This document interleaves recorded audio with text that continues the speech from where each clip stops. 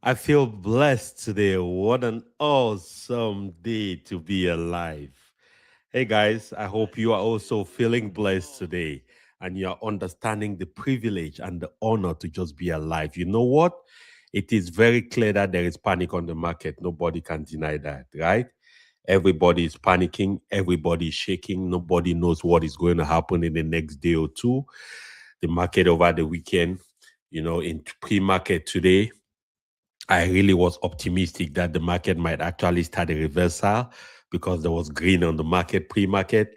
It started green this morning. I was convinced that it's going to hang around that green for the rest of the day, but as you know, it went down again. What is that telling us? That is telling you and me that it's a choppy season. That is telling you and me that you know what? Nobody has the ability to predict what the market is going to do. A market is significantly down. And I want to let you understand if you're watching me today, I want you to understand that what is happening to your portfolio is not only happening to you, okay? What is happening to your portfolio is not unique to you. This is across the market, across industries. The very few industries that are actually performing well, I'm going to talk about that. So, the goal of this live stream tonight, I want to talk to you about number one, what is happening to the market. I want to talk to you, number two, what industries within the market are being affected, what industries are the opportunities right now. Number three, why you shouldn't panic. And so, stay with me through this live stream. You are going to leave with a lot of information that is going to appease you. I have a client called me over this weekend, multiple of them, and they were so worried that asking me if they should go ahead and start selling their shares. And I laughed and I told them, no, don't do that. And I'm glad, first of all, that they called, because during times like this, if you are not an experienced investor, if you're not solid in your conviction and in the kind of assets you have accumulated on the market, if you don't have a positive voice talking into your ear and into your mind about calm, you are going to do something stupid, you're going to do something regrettable, and you're going to do something that is going to cost you not only present gains but future gains. All right. So if you're looking at your portfolio and you're asking yourself, oh my God, this doesn't look like my portfolio, this doesn't look like anything I really bargained for in this season, let me share something with you. Okay. Let me share my own portfolio. And I want you to just stay with me on this one, because hopefully this gives you a little bit of context. All right. And in all fairness, of course, I'm not a financial advisor or anything like that. I'm just a regular dude who has educated himself on those things, who has gone through the process, made a lot of mistakes. And I'm just here to share my experiences with you. If it makes sense to you, it's for you to take it, make your own research, do your own due diligence. Remember, investment comes with risk. You might lose money. In fact, when you invest, you would lose money at some point. The key thing is that you just want to make more money than the money you lose, so you stay on top. The reason why I share my portfolio is I just try to be very transparent with everybody, okay? I am not on social media as a content creator trying to impress people or trying to track you into some kind of tricky sales gig. No. I am here to genuinely just help people share information that transforms their life. That is why I always feel comfortable also sharing my portfolio so that you see exactly what is happening. So that right now, as your portfolio is in red for most people, don't feel like it is you alone, okay? It is happening to everybody across the market. And I also like, if you're just joining me, I would like you to drop where you are watching from. That way I can give you a shout out. Okay. I usually love to give people shout outs. I like to let people understand they are appreciated. Right. So let me know where you're watching from and I'll be able to give you a shout out and let you know exactly. Now, just before I start, I would like to share my portfolio just to give you a sense of what's happening on the market, okay? To give you a sense of where the market is right now and where we're going. And so don't feel bad. Don't feel intimidated. Don't feel like, you know what? You are the only one who is going through the pain that you're going through. Look at my portfolio. This is my portfolio right here. And in this portfolio, I have a few different accounts in it. But listen to me and look at this portfolio. In the last 1 month, this portfolio has dropped by 34.59%. You see that? So basically, the portfolio, this is what we call a drawdown. The portfolio has dropped by $140,000. But look at me, I'm smiling. Do you see me panicking? Do you see me sweating? Do you see me rushing to sell? No. The reason why is because I understand. how the stock market works. And that is my goal. I want you to start having that understanding so that during seasons like this, you see opportunity when everyone is seeing blood on the streets. You see magnificent future when everyone is seeing the future as bleak, right? So if you look at my portfolio here, over the last 1 month, the portfolio has dropped by 34%. And that is right about what for most people are seeing, right? The S&P 500 dropped about 10%. Microsoft, one of the top 7 big companies, has dropped about 26%. So there is significant turmoil, especially in the tech industry. But now, why am I showing you this? Let's move on to 3 months. What is the last 3 months? The last 3 months, the portfolio has dropped 68%, to 20%, sorry, which is 68,000. As you all know, from the beginning of this year, it's just been red, right? Even from the end of last year. Now let's go up year to date. Year to date is from January 1st to where we are. This is representative like the 1 month. So the portfolio is down 140. Okay, let's raise our head a little bit and zoom out a little bit. Let's look at the 1 year. This is the 1 year performance. So even though that the portfolio has dropped by that amount in the last 1 month, but when you look at the bigger picture, the portfolio generally has been positive, right? When we look at the 10-year results, the portfolio has the 3-year results, sorry, right? The portfolio has returned about 26.2%. When we look at the 5-year results, about that, right? Now, but let's do something here. I want us to do something. Let's go back here and let me share. Let me see. Let me bring up one of the key things I really want to talk about today. So, guys, here's the deal. Let me bring up my slides here so I can help get this going. Okay, just a minute. Okay. So, guys, here's the deal, right? Here's the deal, and I want you to stay with me. And I want you to go and get a pen and a piece of paper if you don't have that down, okay? Because class is in session right now and we're getting down into the roots of the matter, okay? As you know, the way I present, especially on the live streams, I like to do it like a workshop, which means I want you to leave the live stream not with information, but to live with actionable things that you can use to transform your life.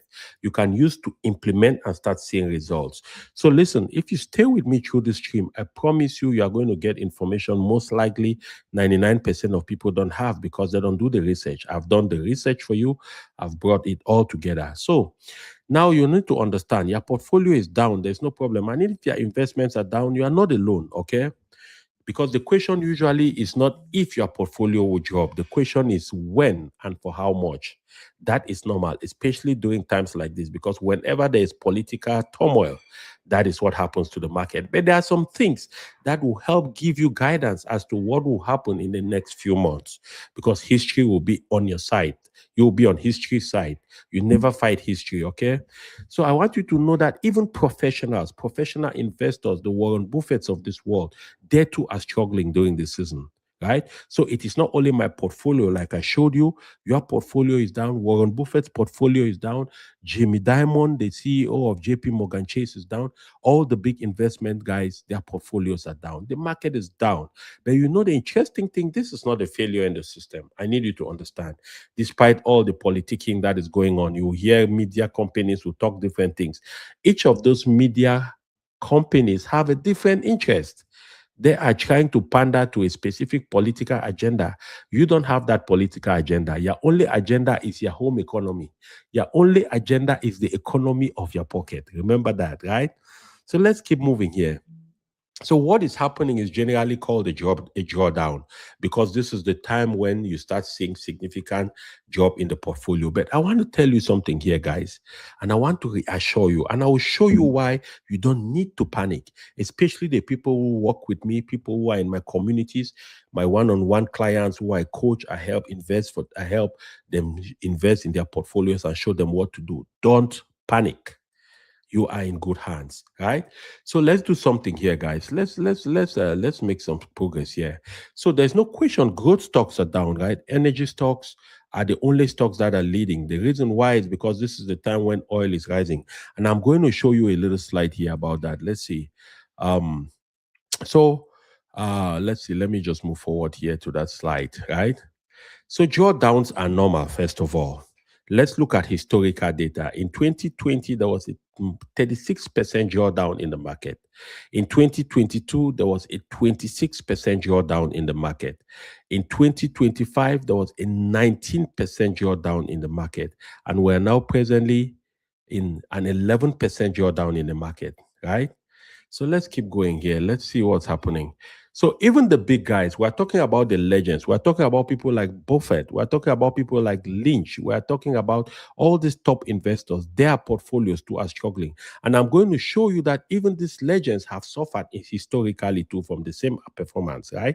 And there have been times in their lives when they've certainly also looked at themselves and they wonder if what is happening, right? So let me just give me a minute here. Let me make sure I have the right slide for you. Okay, that's wonderful. Just a minute here. Let me make sure I have the right one. Okay, just a minute. Okay, I think I'm getting that right one. Just a minute. I want to make sure I give you the right slides. Okay. Let me upload that from my computer. So just hang on with me, okay? Just give me a quick minute here. I should be able to get that for you right now.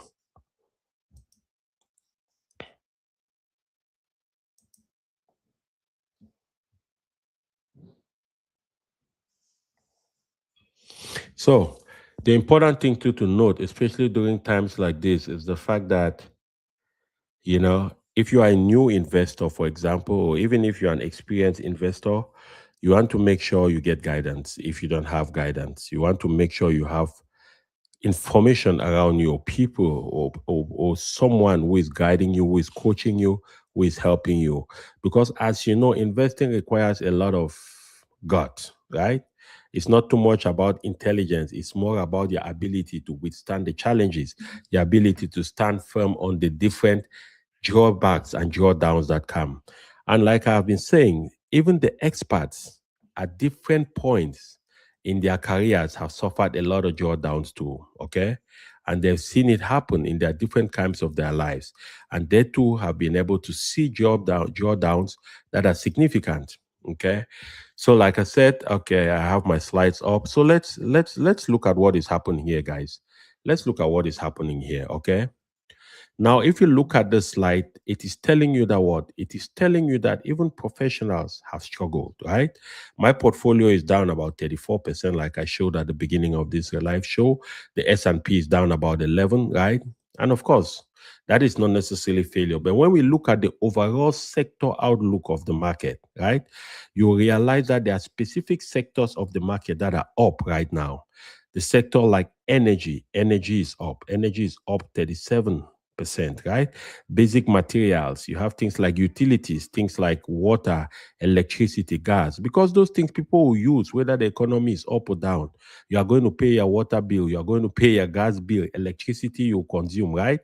Consumer defensive, these are companies like Procter and Gamble, right? These are companies that produce the basic commodities that people need on a day-to-day basis, like toothpaste, like rice, like salt, sugar, milk, those kind of products. Those companies will not suffer much because no matter how bad the economy is, you still need those daily things to live with, right? Industrials, these are companies that are producing industrial things, right? Now you start coming down, you notice that it's turning red. Real estate has dropped about 1.45%. Now you see healthcare has dropped about 6.97%. Sorry, when you go now to technology has dropped about 9.79%, right? Communication services, that has dropped about 11%, and consumer cyclicals has dropped about 13%, right?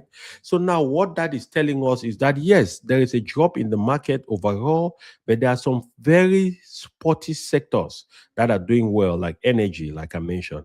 Let's keep going.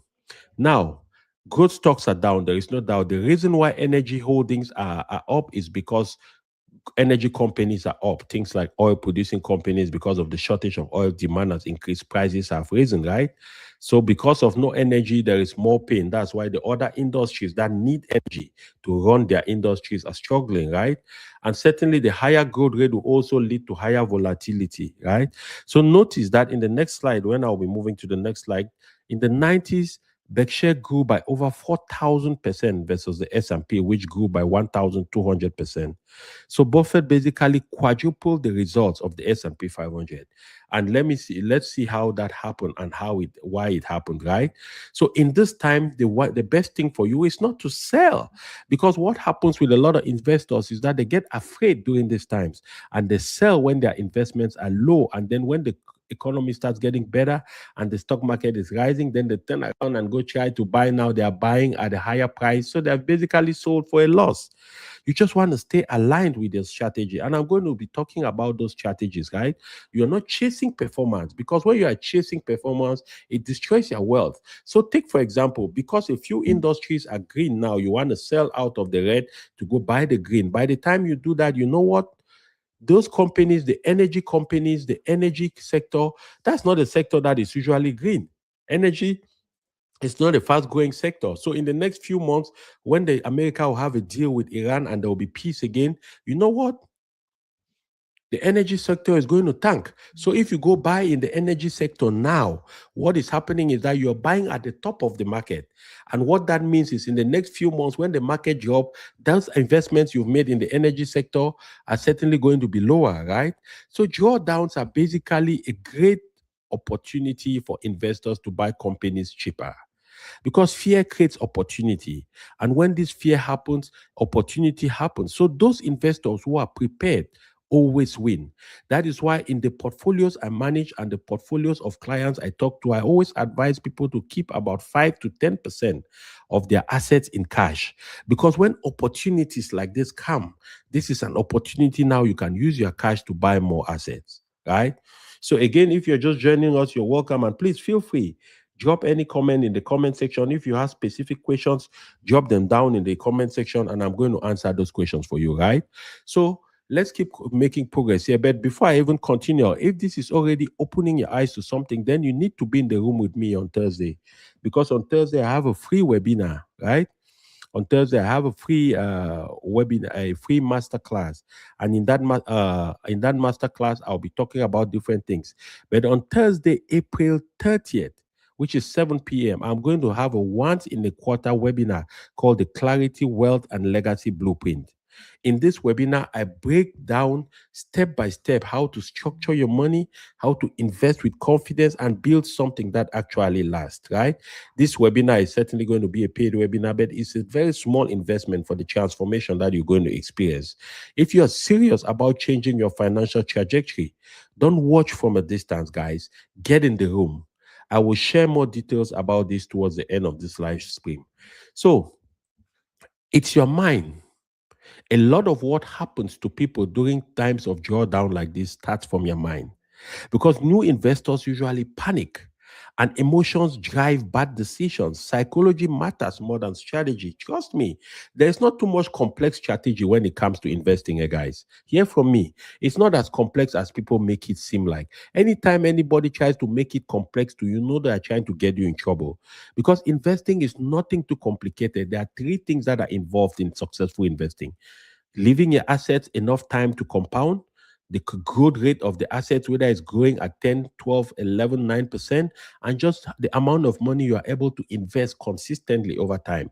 $500 a month, $1,000 a month, 2,000, whatever that amount is. It's as simple as that. It's not complicated. That's why I tell people, when you start hearing people telling you about trading, crypto here, Forex there, options, those things are too, they generally, their success rates are significantly lower compared to somebody who is just investing continuously over time, right? So you must understand that the danger is in your mind, because when you see the market red, like I just shared my portfolio and you saw it red, a lot of people panic. Whoa, it's getting bad. and they go do stupid things, right? Drawdowns are normal. They happen all the time. In 2020, we had a minus 36% drawdown. In 2022, there was a minus 26%. In 2025, there was minus 19. In now, we are looking at minus 11% in the market. It's not unusual. The question you should be asking yourself, and every intelligent investor must always ask themselves this question: what happens after these drawdowns? That is what you must remember, because life will go on, right? What is instigating the drawdown, which is the war in Iran? It's going to close at some point. America will make a deal with Iran. They'll figure out something. The Iranians don't want American bombs hitting them every day. I can tell you that for free. America also doesn't want to be spending $1 billion a day to be fighting in the Middle East. They've done that over the last 70 years. They know what it takes, right? But let me tell you something, a deal will be made soon. And when that happens, the market will reverse. So you should be asking yourself, what do I need to do to position myself now? So that way, when the market reverses, I am in the right side of history. Those are the things I'll be talking to you in this live stream. Because even legends like Warren Buffett, like Peter Lynch, these guys have struggled at different times too. Because when the drawdowns begin on the market, it doesn't matter how good your strategy is. It doesn't matter whether you're the great expert. Sometimes the entire market is down. So it doesn't matter who you are, you will struggle. The difference with the people like Warren Buffett and Peter Lynch, who are the most celebrated investors, is that they understood the story of the market. They understood the behavior of the market over the long term. Because over the short term, nobody masters that. Nobody understands the behavior of the stock market. Nobody can predict what is going to happen tomorrow. Nobody can predict what is going to happen next week. You know, the only thing I can predict with about 99% certainty is that if you invest in the right companies and the right index funds, you hold it for the next 10 years, you will be on top. I can predict that for free, but I cannot tell you what's going to happen tomorrow. No. You know why? Because a big part of the story of the stock market is tied in volatility, and volatility is tied to people's feelings and people's sentiments. That is why over the last few years the market has been moving a lot with Donald Trump's tweets. Trump tweets something and everything changes. So you look here, this is Warren Buffett's portfolio over the last, from 1996 to about 2024. So 96, 2016, and 2026, that's 20 years. So this is about 18 years. Look at the drawdowns that have happened in his portfolio, right? Right about 2000 with the dot-com crash, there was a 51% drop in his portfolio. In 2002, 24% drop. In about 2006, 18%. Another 54% in 2010. Another 24% in 2012. In 2016, what percentage is that? I think about 19% or something, right? And then in 2020, 18%, 31% in 2022, 27% in 2024, right? But this is what is even interesting. And this is what he said. If you are not willing to keep your chin up during the occasional rout, you are not fit to be a common shareholder, and you deserve the mediocre results you are going to get. That's what Charlie Munger said. Charlie Munger is one of the business partners of Warren Buffett. And I want to thank my friend and mentor, of Piranha Profits, right? Adam Khoo, that's his name. He's a guy out of Singapore. He's one of my mentors for providing these slides that I'm using so that way I can educate more people, right? So I want you to see something here. This guy in this picture, pay attention to him. He is called Peter Lynch. Peter Lynch is recognized as the most successful fund manager in the history of the stock market, probably after Warren Buffett. This guy did something nobody else has done. He was able to take a Fidelity fund called the Fidelity Magellan Fund. Between 1977 and 1990, barely 13 years, he was able to take that fund from $20 million to $14 billion in 13 years. I want you to understand what I mean. He was able to grow that fund from $20 million to $14 billion in barely 13 years. And in those 13 years, look at the results. The S&P 500 grew by 223%, but his fund grew by over 604%. He averaged 29% growth year on year for 13 years with that fund. That is something nobody else has done. Even with this guy, I want you to see the drawdowns that happened to him. You see that? If you look at the what I'm sharing to you, there were periods where he had 56% drop in that fund. There were periods where the fund dropped about 27%. There were periods where the fund dropped about 42%. There were other periods where it dropped 32%.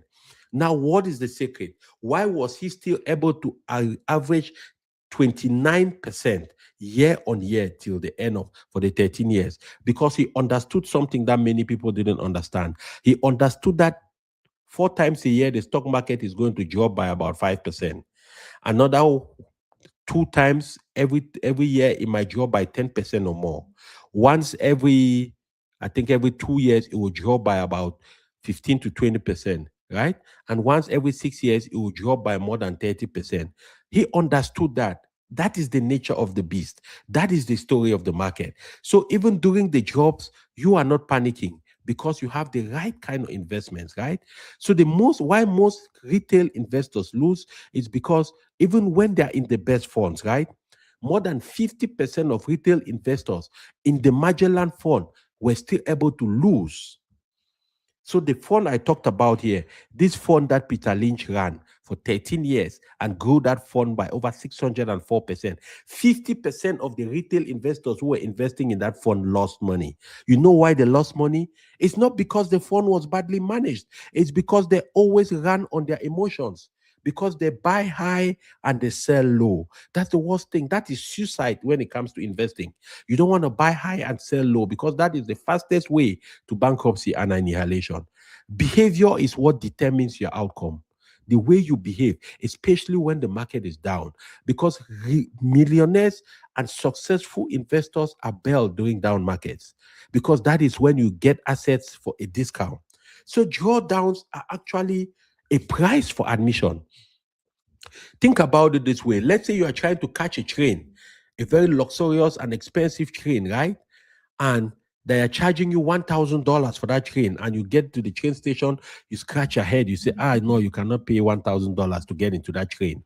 And about 2 months later, you hear that that same train is available, but this time instead of $1,000 to catch that train, you have to pay only $400. Wouldn't you be happy to quickly catch that train?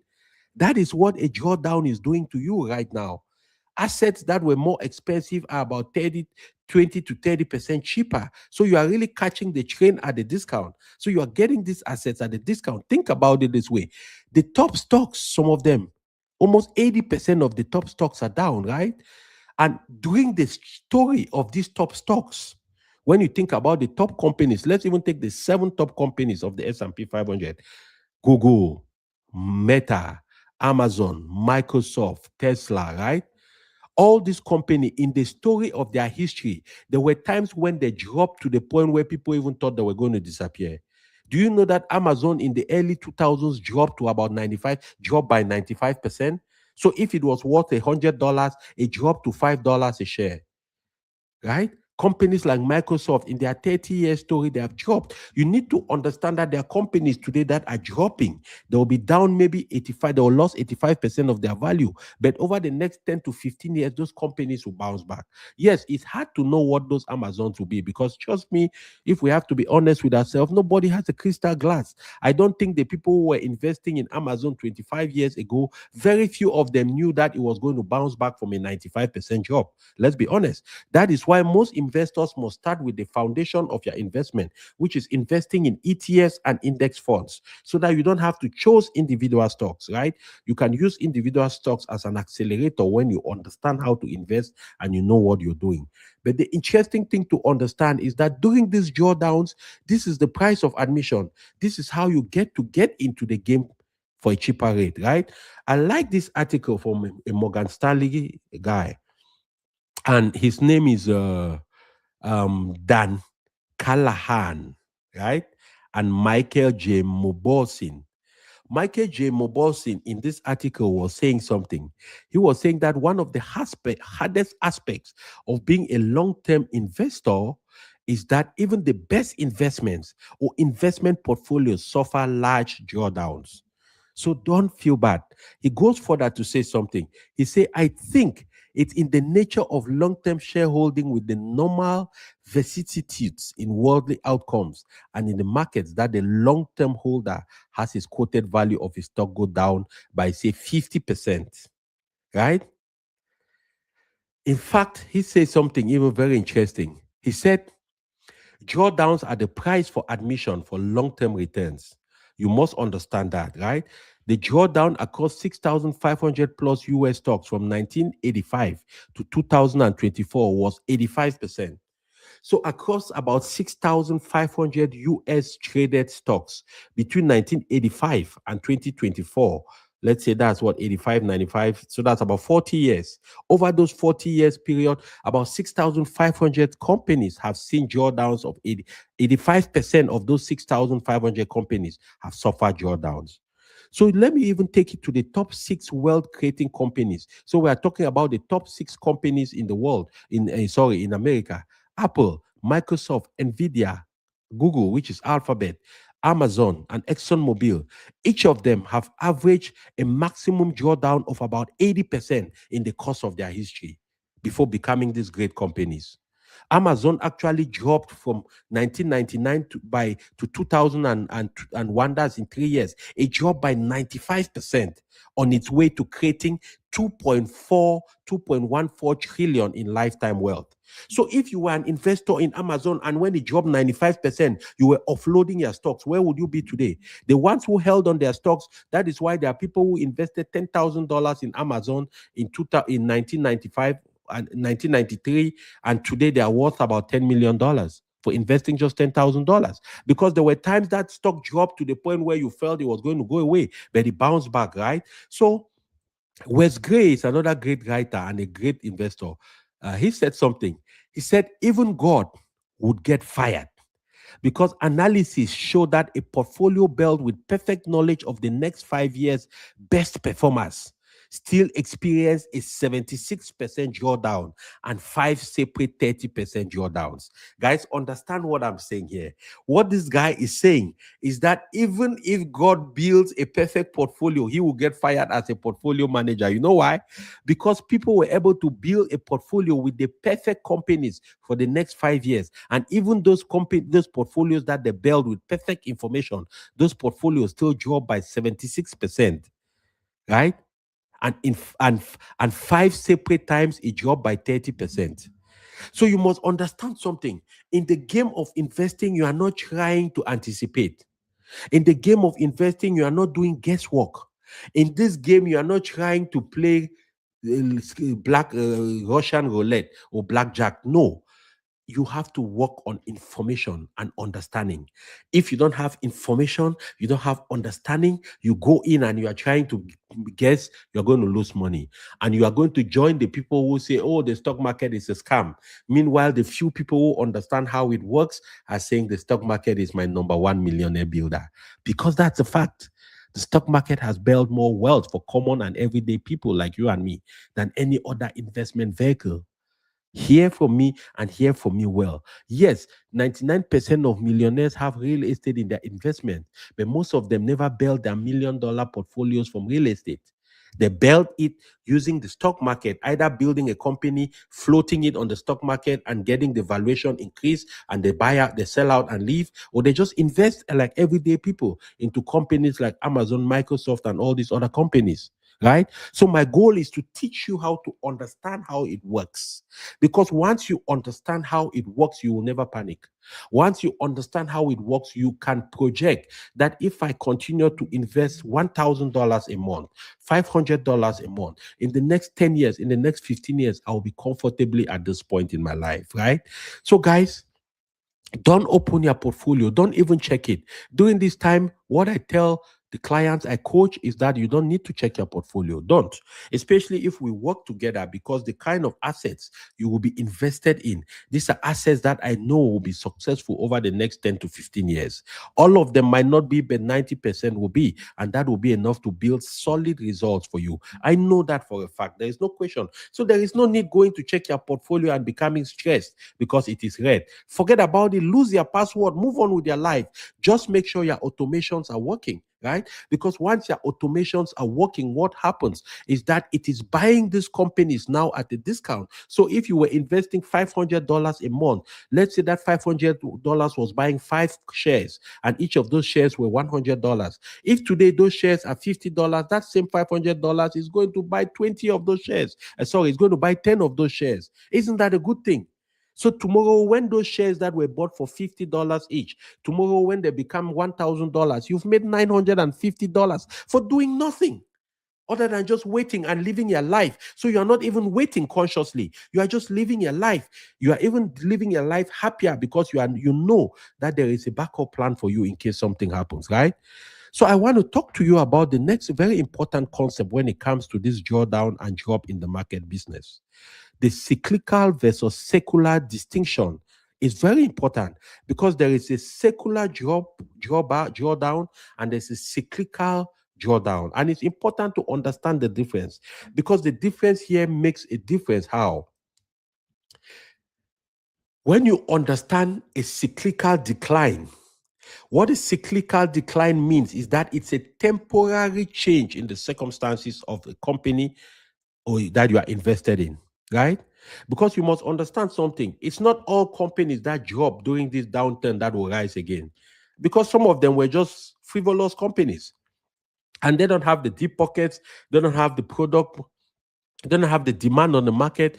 Competition is going to take them out. So you need to be able to know how to judge when a company drops, whether it's a cyclical drop or a secular drop. A cyclical decline in a company means what? It is a temporary pain.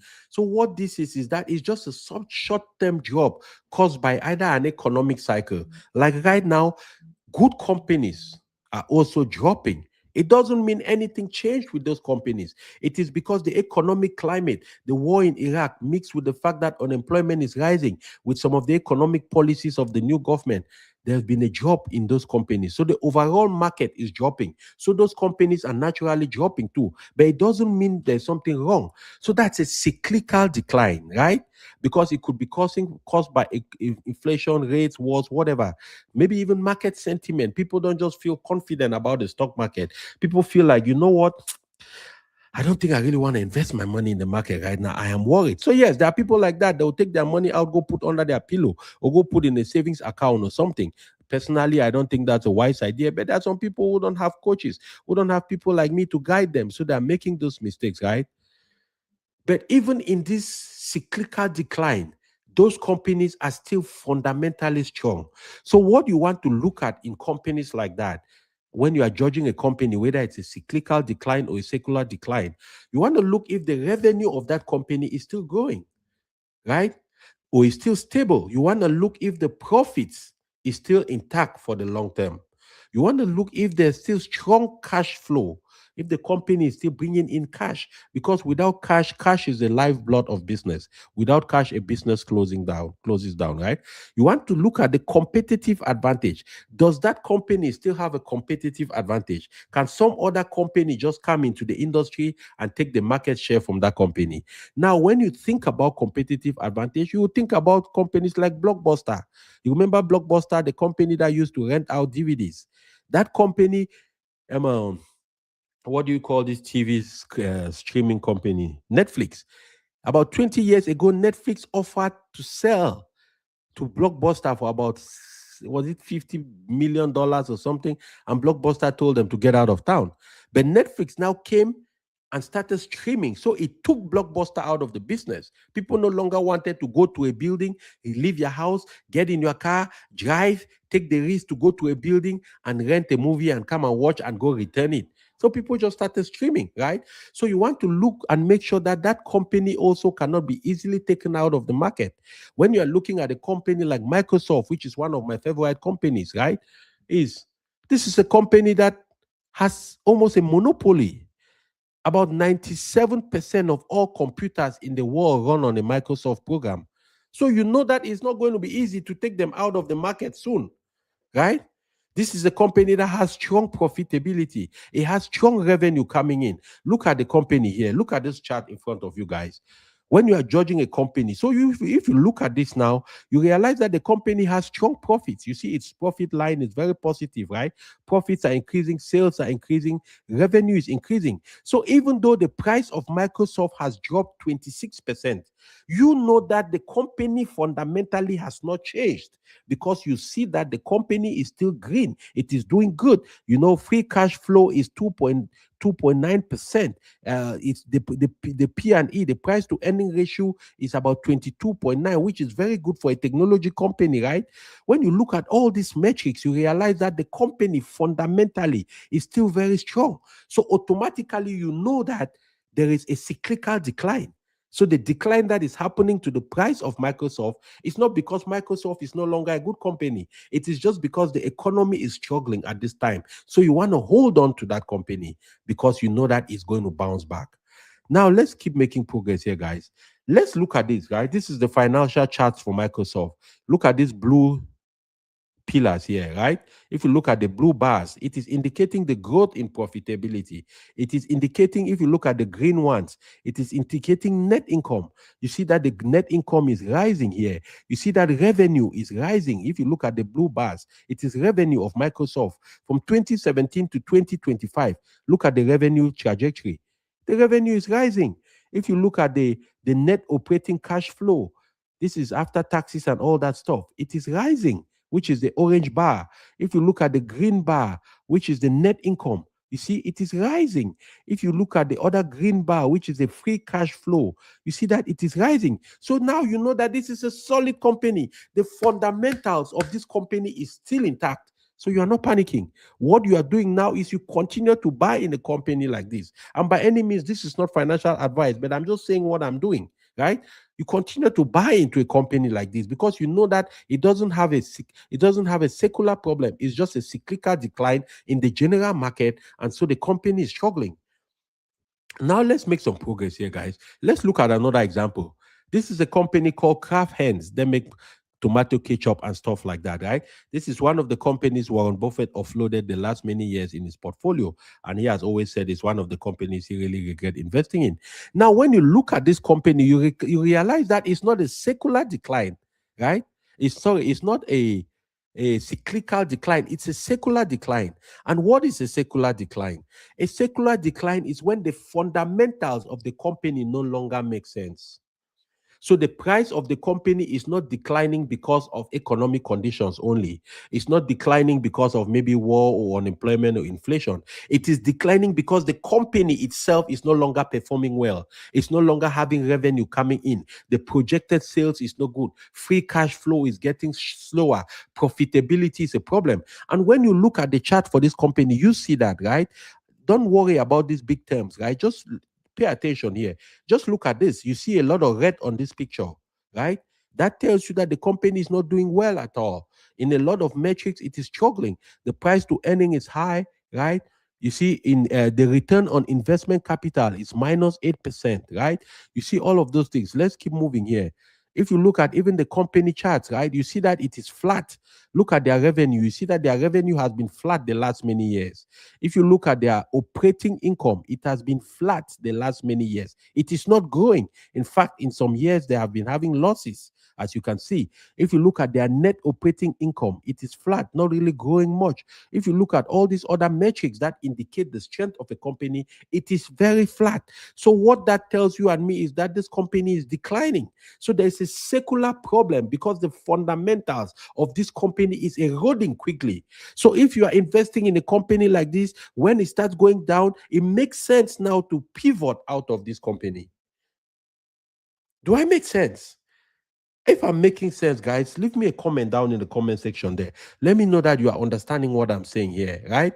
Now it makes sense to pivot out of a company like this because because because if we're not pivoting out of a company like this, right, what will happen is that eventually the structural and the fundamental basis of the company will erode and you will get long-term decline in your assets, right? Now I see somebody ask, are we at the beginning of the bear market? I don't know. I don't know. Nobody knows. Let me be honest with you. Everything people tell you is speculation, right? But I'll come back to that. I'll come back to that, Ikunga. Thank you for that. And Jerome, welcome. I'm glad to have all of you on the line. right? So we'll come back to that for sure. Let's see. Just a minute here. Let me make sure I get. Okay, that's awesome. So let's see what's happening next. So, so I like this text message. This is something too I copied from one of my mentors, Adam Cool, and it's a real life text message. Okay, and if you coach people, if you help people with with coaching them on how to invest and stuff, you must have received calls or text messages like this from time to time, right? Now this is a client with this is a client with his portfolio manager, and he says, boy, I see the market is down today. How are my stocks? And the portfolio manager says, hey, you know what? You are down just about 1%. It's same as the market, nothing to be alarmed about. The guy says, but why can't you just sell everything today, the day before, and then buy it back after the market goes down? I might need to look for another advisor because you are not doing well. Right? You know what? This mentality is what costs people a lot of profits and they lose on the market because you are trying to time the market and nobody can time the market because nobody knows when it's going down or going up. I have suffered that fate many times before when I was still young and trying to learn the trade, the business of investing on the stock market. I will see a company, I will buy it at let's say $10, it rises to $15. I sell the company and I'm waiting for it to come back again to $11 for me to buy. And the company really never comes back. I wait, I get tired, I move on to something. And then I will come back one day and check the company is down $9. I don't have money to buy anymore. So you can never time the market. Don't ever do that. Don't get in the business of timing because time in the market is more important than timing the market. Right? Now, of course, just like I said, you should never time the market. And one of the things that you should never time the market because of is simple, right? Studies indicate that if you miss the 10 best days in the market over a 20-year period, your total returns will be cut by half. And because you don't know those 10 best days in the market, you cannot time it. You just have to keep investing because the 10 best days can come up anytime, right? And when it comes up and you are not part of the people in those 10 best days, your returns will be cut off over 20 years by 50%. That's a lot of money to lose because you are just trying to be a hero. You are trying to be the smartest guy in the block and trying to time the market, right? So you don't want to be out of the market during periods of volatility. That is the most wealth destroying action you can ever take. During periods like this, when the market is volatile, going up, coming down, you want to be in that boat, riding the wave. Sometimes you might throw up because your stomach is hurting from seeing how your portfolio is performing. It is okay. Hang in there as long as there is no secular decline in the companies you are investing in, right? Hang in there. If it's just a cyclical decline, you don't have no reason to move. Stay in there and continue to buy more because that is how millionaires are made. That is how the successful people build wealth. And I want to show you something again. There was a time about a few years ago where Warren Buffett wagered a bet, right? And he said he put a bet for 1 million, I think it was $10 million, that over a 10-year period, any hedge fund manager who thinks he is worth his salt should come and choose any kind of combination of portfolio with different hedge funds in it and manage those funds for 10 years. And at the end of those 10 years, they'll compare the funds of the hedge fund managers with the average S&P 500 fund, and the average S&P 500 fund beat the fund managers. And I'm talking here, these are fund managers, these are professionals who are working on Wall Street, okay? These are the guys who wear the black suit, the white shirt, the black tie, they act all intelligent and important, and you are paying them fees to manage your money. These guys cannot even beat an average S&P 500 fund. So what that tells me is that we don't have to complicate this thing, right? Look at some of the funds those guys invested in, right? This is the scorecard of that bet Warren Buffett made. Most of them ended up, the fund of funds A was 27%. The other ones with 27%. The S&P 500, its final gain over that time was 125%. I want you to see what I'm saying here, guys. Right? Now, look at the other thing. Look at the annual gains. If you look below where I have the rectangle, sorry, look at the final gains of those individual hedge funds. You see that? You see the final gain of the S&P 500 index fund, you can see it 125%. You can look at the individual years. In 2028, look at the way the funds perfect. 2008, if you look at 2009, you see how each of the funds performed. 2011, just like that. The most important thing, look at the annual gain. Look at each of those funds. This is the average annual gain, right? The 125% is the total for those 10 years. Look at the average annual gain. Each of those funds, one of them was 2%, the other one was 3.6%, the other one was 6%, 0.3%, 2.4%. But the S&P 500 index fund averaged about 8.5%. So what this means to you and me, guys, is that you know what? Most people have no business picking individual stocks, right? Look at the more recent studies of hedge funds between the hedge funds versus S&P 500 from 2019 to 2024. That's a 5-year period. The hedge funds returned about 1,389, right? And the H&P 500 returned 1,965. Look at even the percentage over that period, 2019 to 2024. The S&P 500 returned 14.5% annually, and the hedge funds were able to return 6.7% annually. Guys, let me tell you something. It's not as complicated as you think. What makes it complicated for many people is that they approach the stock market like it's a betting game, it's gambling. No, it is not. That is why I will be holding a webinar on the 30th of April, and you have to be part of that webinar if you really want to get a blueprint that can help you get started with investing, or that can give you guidance on how you're already investing. Because in that webinar, I'll be teaching these concepts, I'll be giving you blueprints, we'll be working hands on together. Will be walking and guiding you along to get yourself straightened out so that you can build not only your skill, but you can build your mind in understanding what it takes to build solid and resistant portfolios. I'll talk about the details by the end of the presentation. But here's the deal, guys. Hedge funds, the whole idea of the hedge fund is to minimize your losses, right? So hedging really means betting against the opposite action. So hedge funds basically bet that when the market is going down, they can make money, and it reduces the losses of the customer. But generally, they underperform in the long term, as I've showed you already. And it's not really ideal for wealth building. So don't invest in hedge funds. It's not, I don't coach any of my prospects to do that, right? Because it doesn't really achieve what it says it's going to achieve. Now you have to understand something. I talked about the cyclical and the secular because not all stocks deserve patience, right? Most of the stocks on the stock market are bad. Let me be fair and honest with you. The most profit on the stock market will be generated by less than 20% of the companies on the stock market. That's why there's a concept of the egg and the tennis ball company. The egg companies are companies during downturns like this. When they drop, they never rise again. They break like an egg and they disappear. Tennis ball companies are companies when they drop, they can bounce and they can rise again. I have a portfolio where I lost $80,000 about 7 years ago. Those were the egg companies. I thought they were good companies. I didn't even know how to evaluate companies. I was so arrogant because my mentor at that time was charging me only $4,000 to teach me how to evaluate companies, to help me set up my portfolio and guide me the kind of investment to choose. And I thought it was too expensive. I ended up losing 80 grand. That's 7 years ago. And if I only held that 80 grand without adding nothing to it today, it would have been about, I don't know, maybe 200 and something thousand or something. And I'm going to do a live stream on that this week, right? Join me and I'll show you the portfolio. I'll walk through the mistakes so that you can learn and don't make those same mistakes, right? So you must understand something, guys. You want to focus on the fundamentals of companies.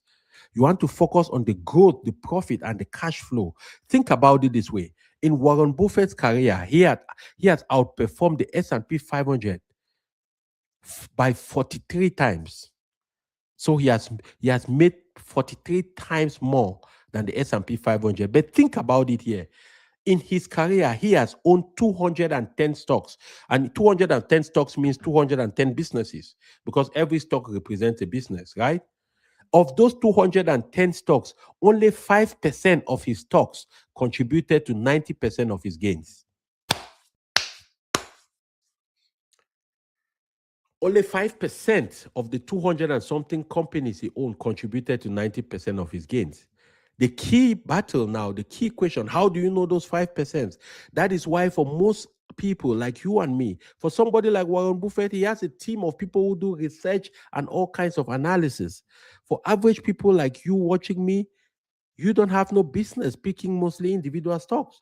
You want to make sure about 70% of your portfolio, unless you are very young, you want to make sure about 70% of your portfolio, because I know that most people who listen to me are in their 30s and 40s, some of them in their 50s. So you want to make sure about 60 to 70% of your portfolio is in index funds, because those index funds will average you about 10% every year. Sometimes in the last 10 years, there are a lot of ETFs like VUG, like VOO that have averaged about 15 to 18% over the last 10 years. But I'm just talking here in the extra long run, right? 20, 30 years. But the beautiful thing is that you can also go ahead and pick some individual companies if you want to accelerate their growth. But now that is not going to be a big part of your portfolio, and you have to be careful. You have to know what you are doing. You have to know how to analyze these companies. That is why some people will reach out to me. I work with them one on one to help them with picking out individual companies if that is what is of interest to them, right? And if that's something of interest to you, you can always use the link, book a one on one appointment, and we can have a conversation. But what I'm just trying to tell you here is you have no business trying to time the market, trying to pick individual companies. Let's just go with some index funds and some ETFs that will at least give you a consistent growth over a period of time. Sometimes a lot of people want to rush this process. People want quick gains. People want to beat the market. People want to do extraordinary things without extraordinary knowledge, experience, and skill. And when you want to do extraordinary things without extraordinary knowledge, without extraordinary skill, you know what? Extraordinary damages will happen to you to make you ordinary. Ah,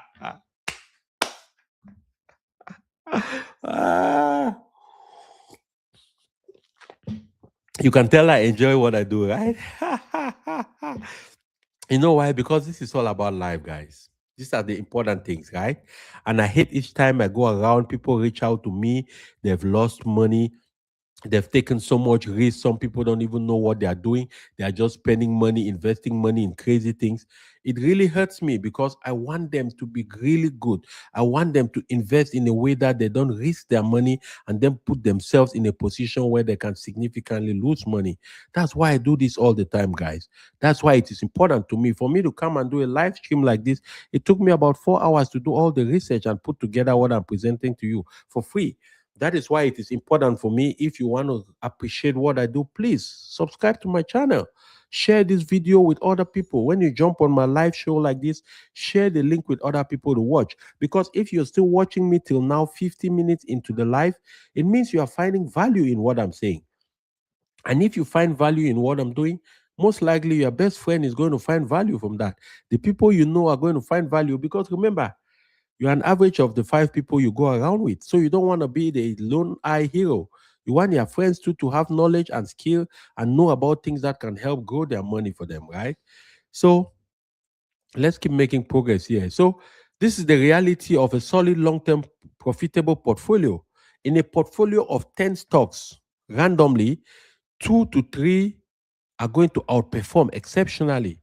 4 to 6 are going to outperform, and 2 to 3 are going to underperform. That is just the nature of the beast. That is why, for most people, you just cannot go with individual companies because you don't have the time to research all the number of companies, you don't have the skill. So, just for most people, what is good with them is going to be index funds and ETFs, like I said. Now, these are the things I have learned personally in this process. These are the things that have guided me so far to come out of bankruptcy, to come out of foreclosing on 2 homes, to come out of losing 80,000 on the stock market, from complete financial ruin to have built a portfolio today with a complete net worth of over $1 million, right? And here's the deal, guys. Here's what I want to reassure each and every one of you. Investing and becoming successful at investing in the long term requires very simple rules. The challenge is that these rules are simple, but they are not easy. Simple means it's not complex, but easy means doing it day to day, day in, day out, whether you feel good, you don't feel good. That is where the challenge comes. The human element usually comes in. That is why one of the greatest strategies to help you grow your wealth is by automating your systems. And by the way, if you don't know what automation means and automating your investment process, you can always reach out. We can talk about that offline, right? Automating your systems is the secret. It has been proven that people who automate their investments generally do 20 to 25% better than people who don't. Because when you are counting only on your human endeavor, there will be interruptions. There will be times when you're sick, you don't do it. There will be times when you don't feel good, you don't do it. There will be times when you feel like you don't have enough money. But if the investments are automatic, it pays you first. So whatever money is left in your hand, you will manage it to pay all other bills. It always breaks my heart to know that people pay everybody else's bills before paying their own bills. You pay the mortgage, you pay your water bill, you pay everybody before paying yourself. And for most people, by the time it gets to paying themselves, they don't have a dime because they're spent on other frivolities. There's a baby shower here, there's a drink drive here, there is a party coming up. Guys, listen, nobody's coming to save you. I'm not joking. That's one of the challenges we as a people have because we are very unintentional with the things that are very important for us. And we joke with the things that we should be taking important, and the things that are not very important, we take them extremely important. I know how much people prepare to go to parties. I know how much people prepare for trips to go to a community party or some fundraiser. I do it. I'm a professional MC for the last 17 years. I get called all the time to come and handle events. So I'm not trying to badmouth events or things like that. No, I'm just saying that, guys, pay attention to the things that are important. I go to events, I see the way people spend money, buy drinks, dresses, new outfits. It's all nice and good. But when push comes to shove, make sure you are secured on the financial side. It is very important. Make sure you have clarity on how you are going to get to your goal. Make sure you have clarity on how you are also enjoying your life now and making sure that you are saving up something for tomorrow. And in the process of investing, these are some of the lessons I have learned. Number one, you don't jump in and out. Don't get on the market, get out. Buy today, sell tomorrow. That is the number one wealth killer because you will never beat the market like that. You will beat the market short time. Sometimes you might be lucky. In the short run, you might have a few gains. And that's when you hear people always tell you, hey, man, I bought this stock. I sold the other day. I made $4,000. But if you ask them to show you their spreadsheet analysis over 1 year, you will realize that they're in deep losses. I knew people who were like that, who were talking big about how they've made money. But when I went behind and we had conversations, they were down one, two, $300,000. Listen to me, guys. I'm not here to bullshit you. I'm not joking. This is serious stuff, guys. I don't spend my evenings talking about this like a joke. You must be careful. The number one thing, you don't want to try to time the market. Don't get in and out. That's why it's important to know the kind of companies and index funds you're buying, and you buy them and you continue to invest in those. Number two, don't buy hype companies. You know the companies where you go to your veteran football, you go to a community party, you are working in Walmart or in your Facebook page on your community, and everybody is talking about those hype. There's this small hype company, it's going to grow by 1,000% in 20 years. Don't waste your time. Don't buy penny stocks.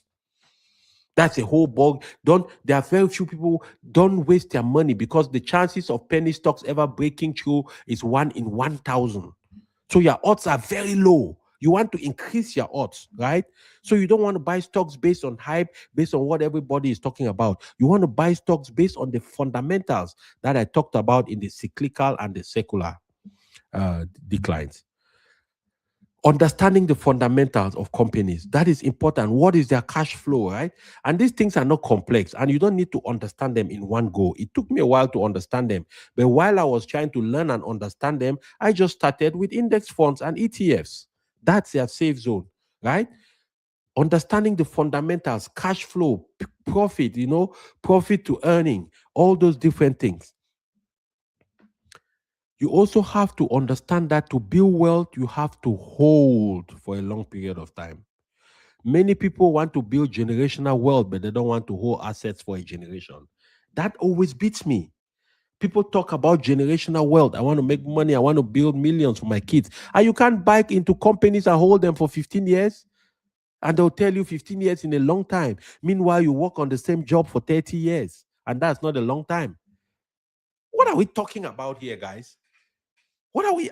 I mean, I don't understand what we're talking about here. Is somebody understanding what I'm saying? We talk about investing in companies that are going to benefit you for the long term, and it seems like 15 years is too long, 20 years is too long, but you are prepared to work for your employer till you die for 45 years, and that's not long. Something that is going to provide freedom for you, you are instead complaining about it. I don't know if you understand what I'm saying, guys. These are some of the challenges we have. These are some of the challenges people have.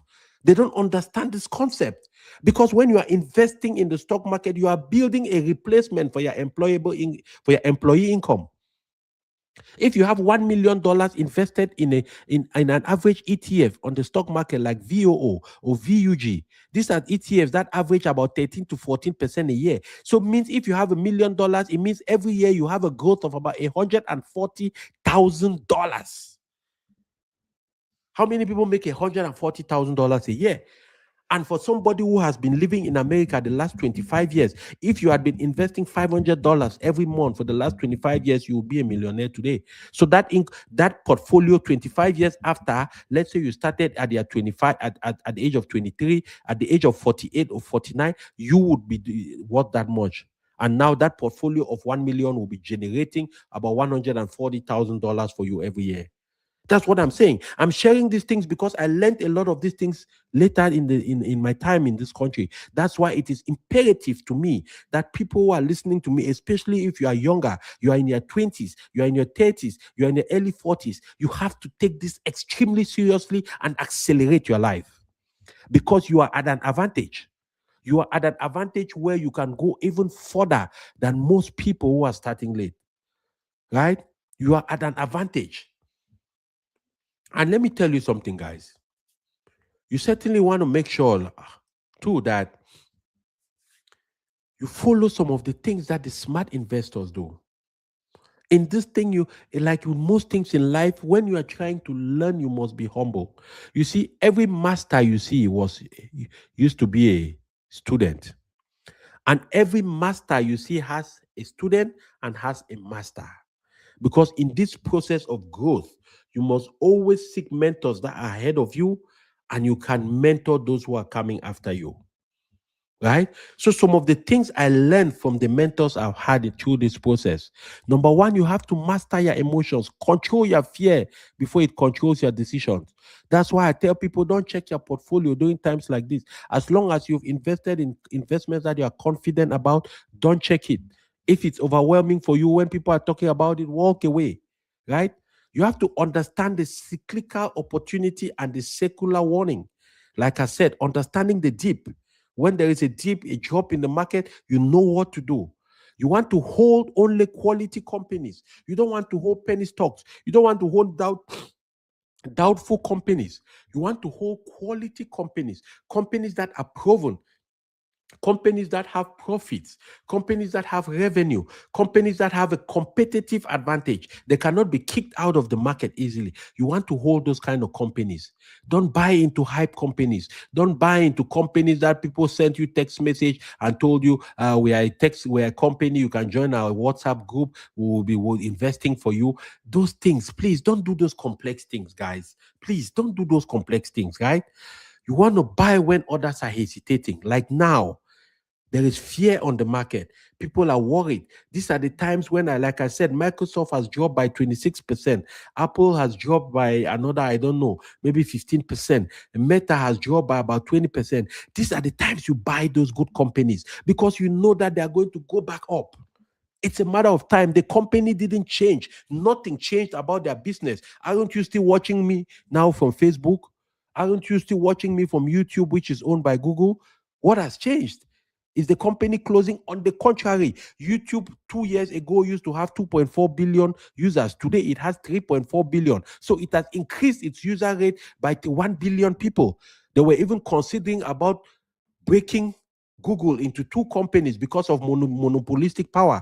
They wanted to separate the company to make YouTube a separate company and then Google a separate company.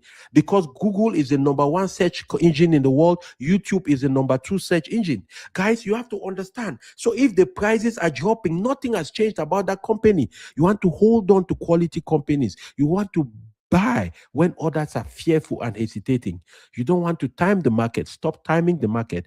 And you want to stay in the game. Wealth is built by those who don't quit. Anybody who comes to me to work with me, the first question I ask them, what is your investment horizon? How long do you want to invest? Oh, I just want to invest for 3 years, for 4. No, no, no, please. I'm not the guy you want to work with.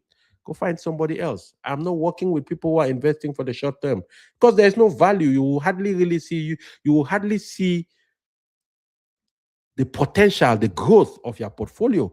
If you want to see the growth of your portfolio, invest for 7, 10, 15 years. That's when you see the power of compounding. That's when you see the power of holding on to good companies, guys. So you never forget this. Most people don't fail in investing. Most people quit right before it starts working. I have shared this a slide here many times where you're trying to compound $833 every month, which is $10,000 a year, growing at 8%. Within the first 13 years, that compounds to $250,000. But if you continue to do the same thing, the next 13 years, it will compound to $1 million. So the first 13 years, it grew by 250,000. But the next set of 13 years, it grew by $750,000. Same amount of money, same amount of growth rate. What changed is because compounding now started accelerating as the amount got a little bigger. So a lot of people, when you start investing early in your investment journey, the first few years, if you are, let's say, doing $500 a month, let me just show you something here. Okay, let's do something here, guys. Let's just do a small demonstration here. I want you to see what I'm trying to do here, right? Let me see present. Okay, let me just share my screen. Okay, let me share my screen real quick and show you something. Okay, okay, let's do something here. Okay, let's say, because when you start investing, right, the first few years, generally, it doesn't feel like anything is happening. Okay, I'm sorry, I don't even know how to take off all these glasses and crazy things. Mm. So when you start investing, it feels like nothing is happening, right? So let's take an example here. Let's just say you start investing $500 a month, okay? And your goal is to invest that for 25 years. You are a young person, or maybe in your 30, you say, okay, I want to invest from 30 to 55, right? And it's just going at an average of 10%. And we're doing $500 every month. Stay with me here, guys. And if you are with me, I just want you to put a thumbs up. Let me know if you are not following this. If there's something you want to stop me a question, feel free. So let's make some progress here, right? Now you are doing $500 a month, okay? And you want to do that for 25 years at a 10% rate. Let's see how much that will be after 25 years. After 25 years, you are sitting on $622,000. But stay with me here. Let me do something, okay? This is how much your portfolio will be worth after 25 years. This is how much you started off with. Over those 25 years, you have only invested $150,000 of your own money, but your portfolio has grown by $771,000. But here is where the magic really happens, guys. Let's come down here to the accumulation schedule. Okay. If you see here, year one, you did $6,500 because you were doing $500 a month, right? The growth of year one, $320. So by the end of year one, the value of your portfolio was just $608,820. Year two, you did another 6,000. You had about a little under 1,000 in growth. You ended up with 13,000. Year three, of course, 500 a month, another 6,000. So now you realize something. You see how the growth is the interest here. Look at this column, this interest column. This is how much your money is growing. This is basically the profit of your money. If you notice, you see how it starts to accelerate as the years go by. Year 3, your growth now is actually $1,600. If you look at year 4, it's 2,412. You look at year 5, it's 3,000. By the time you get to year 10, it is 8,000, right? You've only invested about $60,000. The total value of your portfolio is $101,000, right?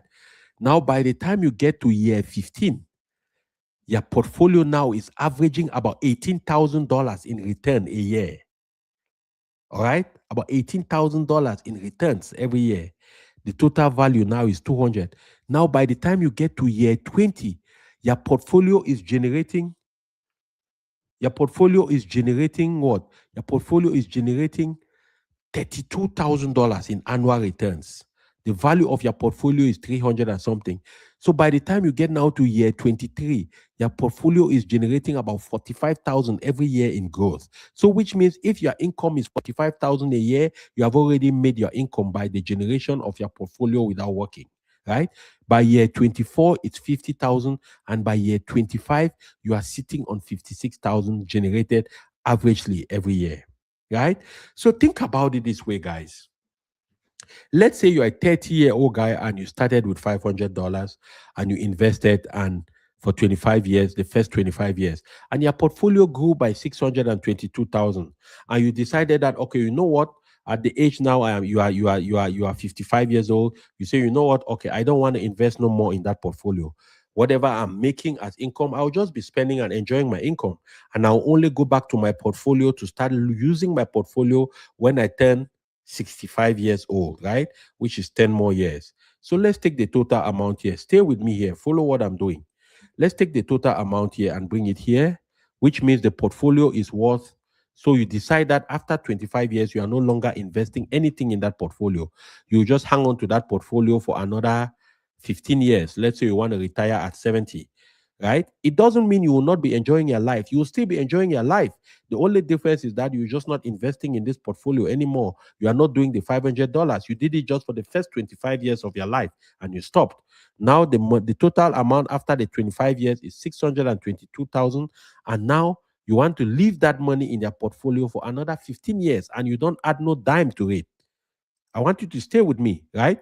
You just leave that money and you don't add a dime in that money. You know what it's going to be by the time you're 70?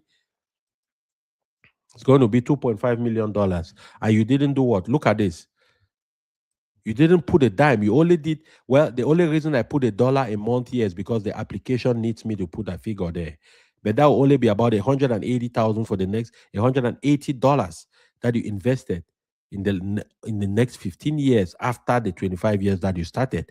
But look at that. The money grew by almost $2 million. So you didn't have to do nothing. I'm talking about nothing, my brothers. Nothing and sisters. You didn't have to do nothing. Now, here's even what makes this very interesting and mind-blowing, guys. Listen to me and listen to me carefully. Let's come down now to this thing, right? By the time your portfolio is sitting, so at that age of 70, right? When you need now, you decide that, you know what, you want to retire from active work, so you no longer have income coming from your work. The work you were doing, you no longer have that income. You probably have your social security. Maybe you have something in your 401k, or maybe you have something in, whatever. But even if it's just your social security, what this means is that because that portfolio is at $2.5 million, it is generating 10% a year. It means every year that portfolio generates $236,000 you can spend. Now, the statistics say what? The statistics show that if you withdraw 4% of your growth in your portfolio, if you withdraw 4% of the value of your portfolio every year, you will never run out of money. But studies have indicated that that is too conservative. Most people now are doing about between 6 to 8%. So even if you are withdrawing just 6% of this amount, 6% of this amount, 5% will be 118. So 6% will be like $130,000, right? So you can comfortably withdraw $130,000 every year in addition to your social security. That will put you somewhere about 160, 170, maybe even $200,000. Better still, if you've paid off your home or you're living you in Africa, you are a king. I don't know if I make sense, guys. Is this making sense to somebody? But here is what is even more interesting. When you are withdrawing this amount, it is just the growth. This money still keeps going. In fact, by the time you die, let's say if you live for another 20 years and you die at 90, this money will most likely be, let's do something here. Let's do something. Because you are just withdrawing the growth. So let's take this amount and put it here. Okay. And let's just do it again for another additional 20 years. Because during those 20 years after you retire at 70, you are just spending the growth of that money, not the money itself. And now you want to bequeath that to your children or your grandkids or whoever. Let's see what it's going to be by the time you die at 90. It's going to be 17 effing million, guys. And again, this thing is not just numbers. I want you to understand me. This stuff is not just numbers. This stuff is real. These calculators are real. They are no joke. It's not designed to try to trick people. No. This is the power of compounding, guys. So I need you to understand what is at stake, guys. You must understand that, you know what, in the times we live, it is possible to build that life that you've been aspiring for. It is possible to build that life that you've been dreaming about, guys. It is possible to go ahead and really see the power of what can happen if you focus, right? So before I let you go, I just want to leave you here with some context, okay? I want to leave you here with some context because it's important to understand certain things. I want you to remember something, and this is not me saying, this is statistics of the market. Remember that it is in midterm elections, there is a lot of volatility, and we are in the midterm election season now, right? And you must understand this is how the S&P 500 has performed from 1950 to 2022 during the midterm election season.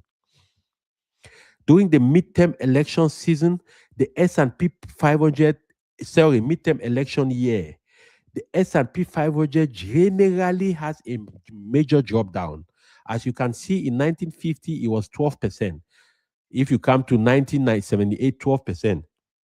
If you come to 2022, it was 24.5%. So the average drawdown, which means the average drop of the market in midterm election year, is 16.1%. I want you to understand me, right? But if you take one step further, look at what happens to the stock market 1 year after. 1 year after that midterm election year, look at what the market does. Every year after the midterm election year, the market rises by an average of 36%.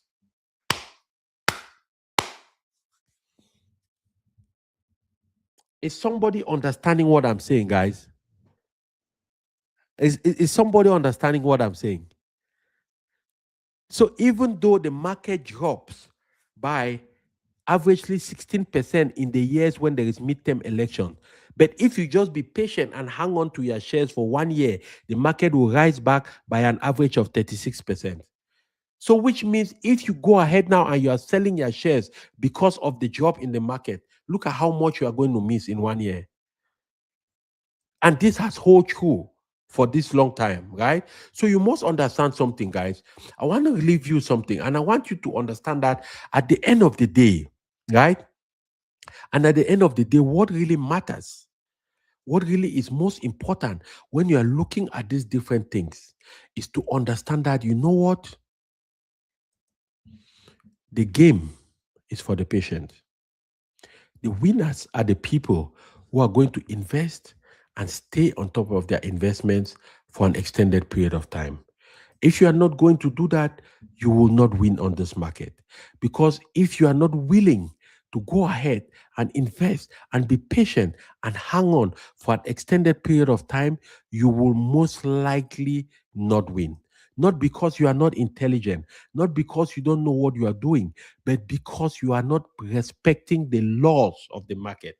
You cannot change these laws. This is how it works, right? So I want to leave you with this message, guys. Let me leave you with this. Most people are not going to fail in investing. most people will just quit right before it starts working. So if you have been stuck so far, if you have been confused, or you are just waiting, this is your moment to change that. Because on Thursday, the 30th of April at 7 p.m. Central, which is 8 p.m. Eastern, I'll be hosting the Clarity, Wealth, and Legacy Blueprint webinar. And in that webinar, I'm going to show you exactly how to go from uncertain to a structured investor, how to go from earning money and being confused to investing that money in a way that builds wealth, and to teach you how you are working hard, and not only working hard, but how you can transform that hard work into building real wealth and a lasting legacy. Don't delay on this one because we have very limited seating. The cost of waiting is real. And most people don't realize that it's costing them growth, it's costing them their legacy, and it is going to cost them a happy life. I hope this live stream was valuable to you. If you found some value in it, make sure you share the channel, subscribe to this channel, share my videos, follow me on YouTube, follow me on Facebook, on Instagram. And guys, you know what? Until the next time, which is tomorrow, I'll be on another live stream like this. And tomorrow, I'm going to be talking about those mistakes I've made. I will show you my portfolio, some of the mistakes. I'll show you the consequences, and I'll show you how I corrected those mistakes, right? So you don't have to make those mistakes. Invite your friends, invite your families to this live show, and I'll see you in the next one. Until the next time, be well, be blessed, and by all means, you know what? Never stop being a blessing to somebody. Bye for now.